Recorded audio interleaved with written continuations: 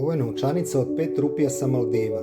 Sa prednje strane nalazi se figura nogometaša Ali Ashfaka, koji je prikazan kao simbol sportaša bez lica, no potvrđeno da se radi upravo o njemu. Ali Ashfak je najveći nogometaš kog su Maldivi ikada imali, kapetan reprezentacije i njihov najbolji strelac svih vremena.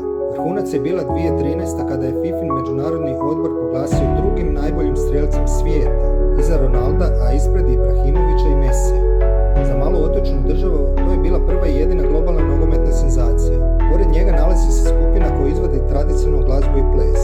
Iza njih je ukrasni element ribe izrađen od palminih listova. Sa lijeve strane novčanice vidite prozirni dio